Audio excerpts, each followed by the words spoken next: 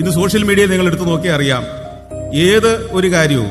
ഉദാഹരണം പറഞ്ഞാൽ, ഒരു മനുഷ്യൻ ഗൾഫ് നാടുകളിലോ കേരളത്തിലോ തന്നെ വളരെ കാലം കഷ്ടപ്പെട്ട് എളിയ നിലയിൽ നിന്ന് വളർന്നു വന്ന് അദ്ദേഹത്തിന്റെ വലിയ ചിരകാലാഭിലാഷമായ ഒരു വീട് വെച്ചിട്ട് അയാൾ ഫേസ്ബുക്കിൽ ഞാൻ പണിത വീട് എന്ന് പറഞ്ഞ് പോസ്റ്റ് ചെയ്താൽ അതിന്റെ അടിയിൽ വരുന്ന ഒരു കമന്റ് എന്തായിരിക്കും അറിയോ?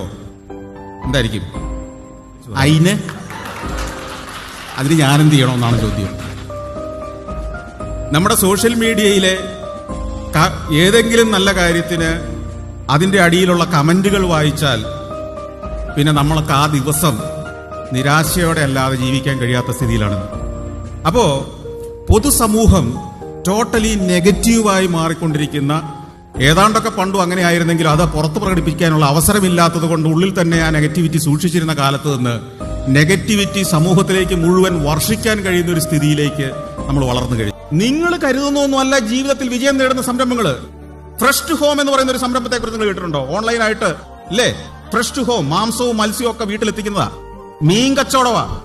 ഇന്ന് അവരുടെ വാല്യൂ എത്രയെന്നറിയാവോ? മൂല്യം എത്രയാ? എത്രയായിരം കോടിയുടെ വാല്യൂ ആണ് അവർക്കൊന്നറിയോ?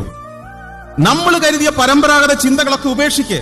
പ്രത്യേകിച്ച് ഈ മധ്യ തിരുവിതാംകൂറില് നമ്മളൊക്കെ ഒന്നെങ്കിൽ ഗൾഫിൽ പോകണം, അല്ലെങ്കിൽ അമേരിക്കയിൽ പോകണം, അല്ലെങ്കിൽ യൂറോപ്പിൽ പോകണം എന്നുള്ളൊരു ചിന്ത മാത്രമേ ഉള്ളൂ. ഇവിടെ സാധ്യതകളുണ്ട്. സമൂഹത്തെയും നമ്മുടെ പശ്ചാത്തലത്തെയും കുറ്റം പറഞ്ഞ് എത്ര കാലം വേണമെങ്കിലും നമുക്ക് ജീവിക്കാം. നമ്മൾ മാറ്റങ്ങൾ നടത്തുന്നവരായി മുന്നോട്ട് വരൂ.